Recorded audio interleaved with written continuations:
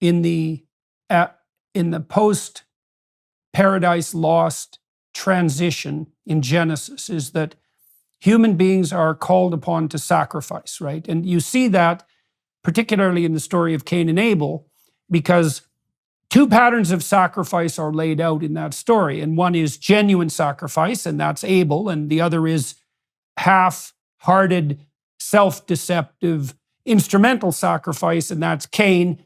And not only does that not go very well for Cain, it engenders bitter, murderous resentment, and then eventually the horrors of war, because Tubal-Cain, who's Cain's descendant, is the first artificer of weapons of war.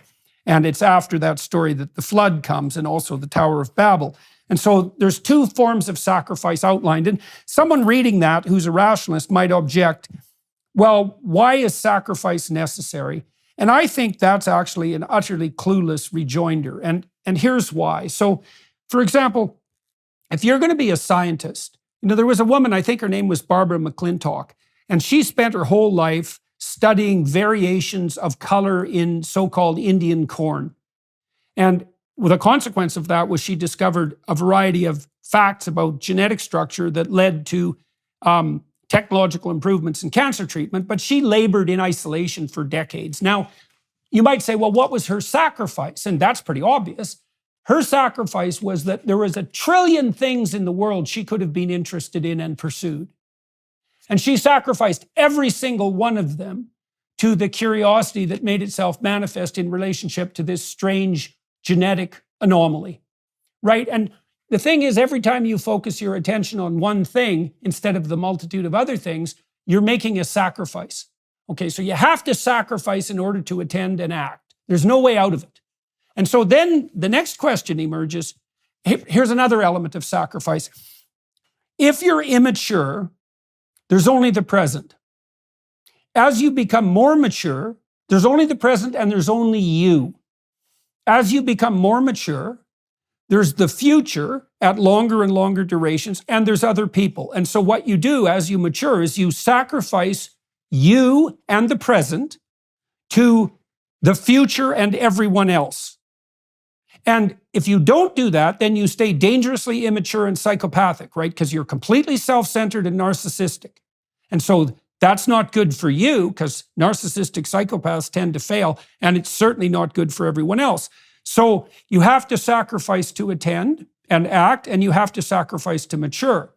And then you might say, well, what's the sacrifice that's most pleasing to God?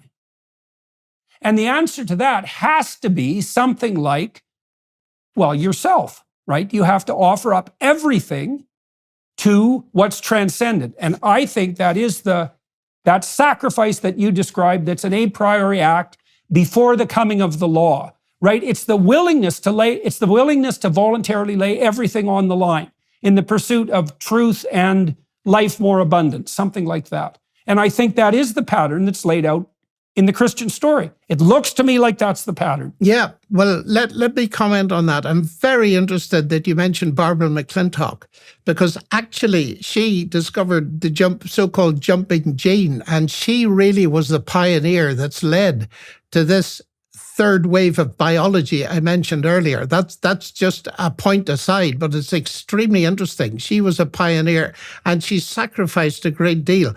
But it seems to me that we may need to think in terms of different kinds of sacrifice. You see, at the heart of Christianity is not my sacrifice, but God's sacrifice on my part, a sacrifice that I could not have made, but that sacrifice demands my sacrifice. Offer up your body as a living sacrifice is what Paul says to me as a Christian.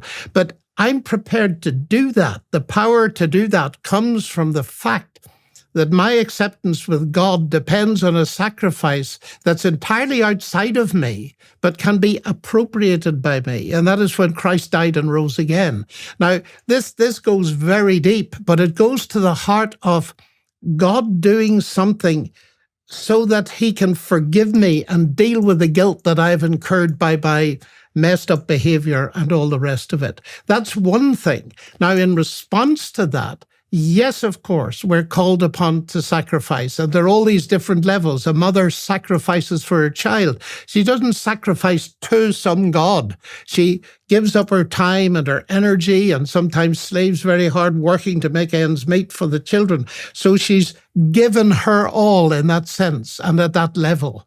But there's a much more fundamental level that deals with the problem of human relationship with God that's gone wrong ever since Genesis 3.